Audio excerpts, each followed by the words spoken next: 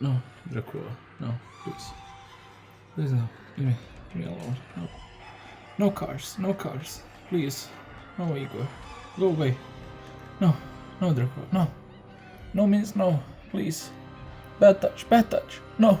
No. All the Hits of Monster Disco Sounds is a compilation album released in Japan in 1976, and it consists of 12 different tracks by 5 different artists. It was released under the Overseas Records label, parent label Teichiku Records, both of which are owned by Teichiku Entertainment. Teichiku Entertainment has been around for a while, being founded in 1934 and specializes in enka and kaio-kyoku music. Enka is a Japanese genre, the modern iteration of which can be described as sentimental ballad music or Japanese blues, while kaio-kyoku, meaning pop tune, refers to the Japanese pop music genre which blends Western musical influences with more traditional Japanese styles. Additionally, kaio-kyoku served as a base for modern J-pop. On a side note, Teichiku Entertainment also dabbled in video game development and publishing in the early 1990s. In this bizarre yet short-lived endeavor, they published 3 different games. 1991's top-down arcade shooter Acrobat Mission, 1992's top-down arcade shooter Goddo Paniku Shijo Saikyo Ganden, or God Panic Supreme Strongest Army, which, wow, what a name, and 1994's turn-based fantasy RPG The Last Battle. As you can probably deduce from the likely fact that you've never heard of these titles before, this venture wasn't particularly profitable for Teichiku Entertainment, and they seemingly gave up on video games sometime in the mid-90s. But we've gone a bit too far in time now, so let's go back to the 70s. It's the 1970s. Japan is experiencing massive economic growth in the post-war era, and the times are good. Advancements in consumer electronics, as well as still niche but growing popularity of anime following its import in the USA in the early 1960s, means that Japanese influence can be felt globally and ever increasingly so. But it's not just Japan doing the influencing.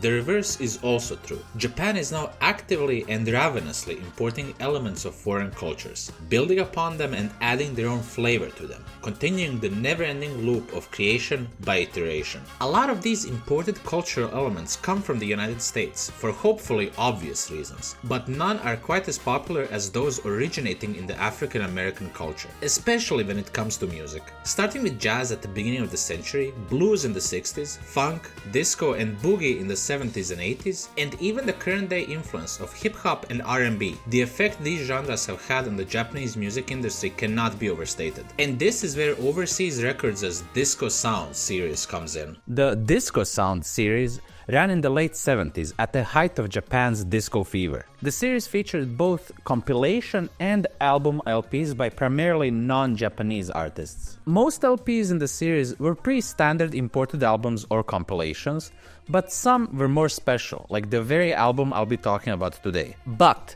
before we get funky with Dracula, an honorable mention, this is Kung Fu Sounds, yet another compilation album released in the same year. This record, and this will shock you, consists of 12 Kung Fu themed songs. Shocking, I know. And you might be thinking to yourself the exact same thing I was thinking to myself when I made this discovery.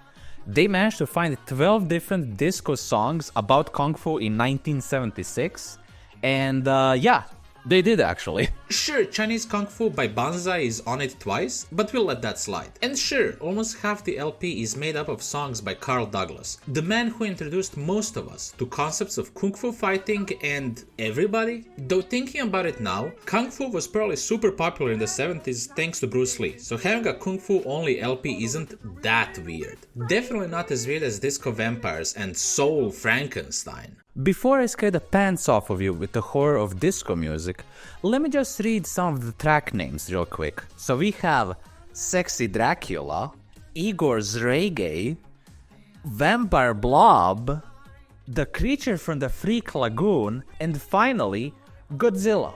Yep, that's the whole name. Groovy. I mean terrifying. Groovifying.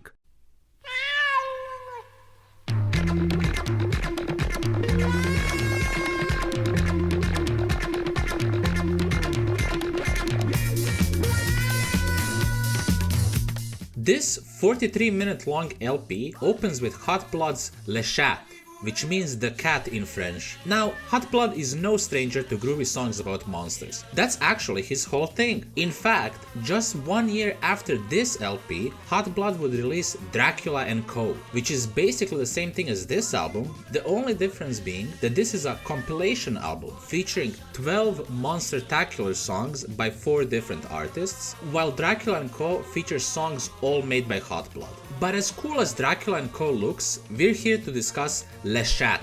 I have to admit, this is a very strong start to the album. It's groovy, and it's funky, and it features a cat in heat at the very start of the song. This song actually is a banger, and it's actually the most lyric-heavy song of the entire album. Unfortunately, all the lyrics are in French, and since I am not a baguette-wearing, beret-eating, Eiffel Tower-fearing Frenchman, sadly, the story of this song and this monster in particular will remain a mystery. Moving on.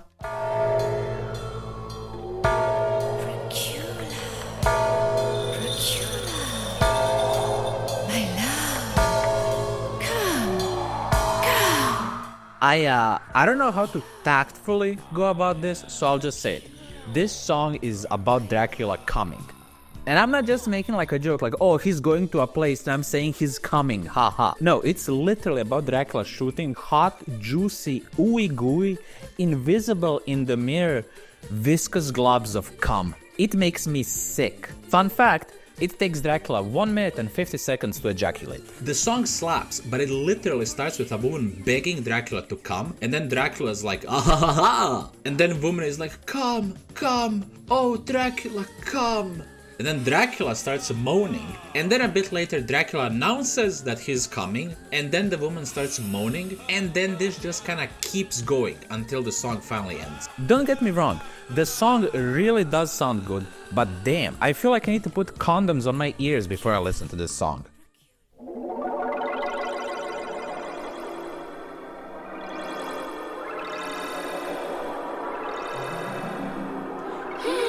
So messy.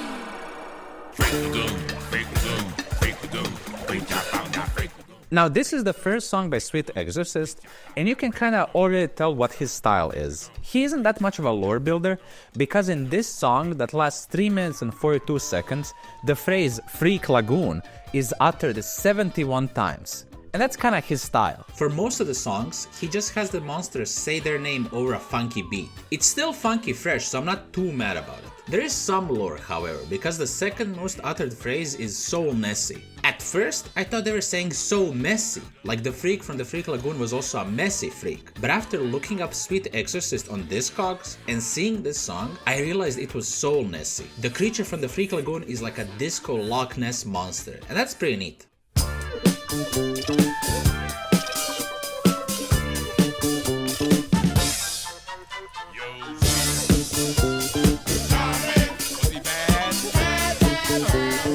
This song is pretty much exactly the same as the creature from the Freak Lagoon, but it's infinitely lamer because no one is chanting the phrase Freak Lagoon over and over again. I do like the part where Zeke introduces himself. He says that his name is Zeke and that he's bad, but then the music just overpowers him and I genuinely can't tell what else he's saying. Zeke does occasionally call himself Zeke the Freak, so that kinda bumps up the ranking of this song just a little bit.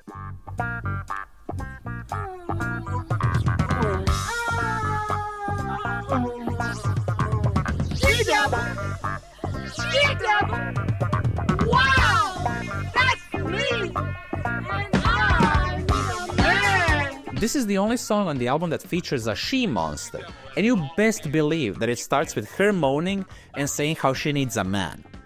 Very progressive. And then some random guy describes She-Devil's appearance. So She-Devil has long hair, a big tail, body covered in hair, she drinks only water and eats only man. Interesting. We then learn about her interests. She-Devil loves to party, freak, party, kiss ya, hold ya, kiss ya. This song rules. I love how wobbly the vocals are. Like the female vocals sound like there's a Doppler effect happening or something. It's really neat.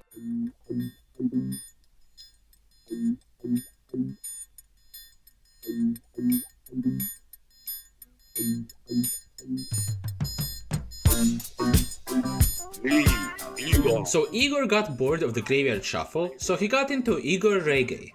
Interesting. This song kinda blew its lore load super early, because the entire story of the song is told in the first 10 seconds, and then the rest of the song is just 4 minutes of Igor saying the words Igor and reggae with breaks of varying length in between the words. When I got to this song, I started to notice Sweet Exorcist's pattern I was talking about earlier. The songs are slightly different, but they all feature these jungle type noises and the monsters just saying their own names over and over again.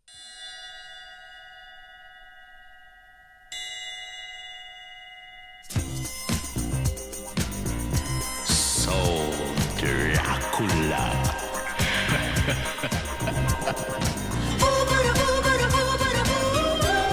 After 4 back-to-back Sweet Exorcist songs, it's so refreshing to hear a song by Hot Blood. This is the second song of the album to be about Dracula, and wouldn't you know it, it's about Dracula being a complete and utter horn dog yet again. For the entirety of the song, Dracula is begging some babe to do it, and after hearing Sexy Dracula, I think we all know what he means by it. But God, he sounds so desperate. He sounds like me. He sounds like me when they do end up doing it, but Dracula wants to do it again and more often. Bro's refractory period is out of this world. Dirty, disgusting jokes aside, even though they're literally not jokes, like the song is straight up about him having sex. But anyways, this song might be my favorite one. It is so good. There's this one part that like really scratches my brain. It goes like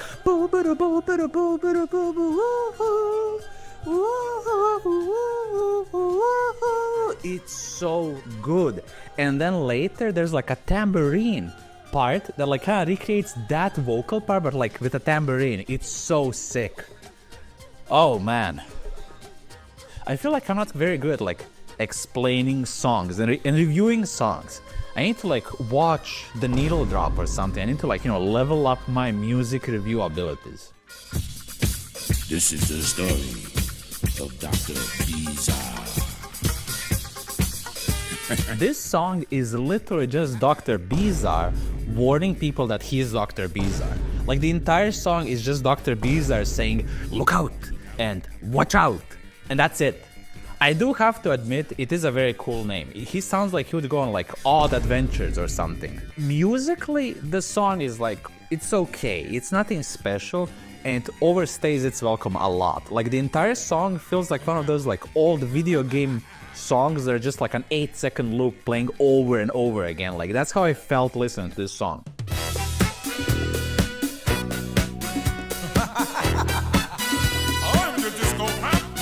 Back into the Sweet Exorcist minds we go. The rest of the songs of the albums are all made by him, so strap in. But surprisingly, even though it's a vampire song, this song actually isn't a dirty, disgusting affront to God. Well, actually it might be, because I don't understand what the disco vampire is saying most of the time. I did pick up International Vampire Disco, but that's pretty much it. Another part that I could understand is a fun little Bloody Mary joke. That's cute. Song-wise, it's pretty good, but honestly, Sweet Exorcist songs are starting to really blend together, so it's tough to even comment on the sound. This song does have a fun little chorus part that I enjoy, so that's something.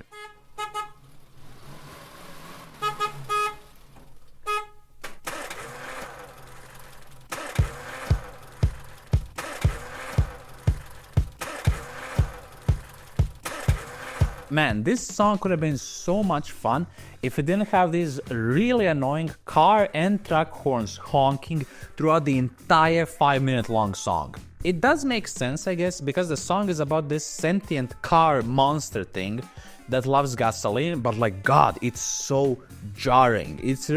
I really hate it. The stupid song also feels incredibly long because about the halfway point, the song just kind of ends and then restarts, so it's just actually 2 short songs played back to back. Both times the song's beat starts from like a car starting sound, and that is really cool, but then it just gets ruined by the honking. I really hate it.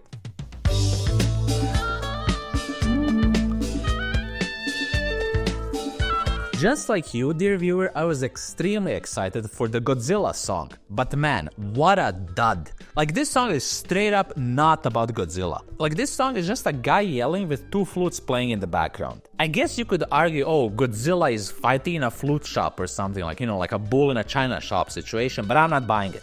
And this song is by far the most video game sound loop sounding song ever. It's straight up a guy yelling and two flutes playing for fucking forever.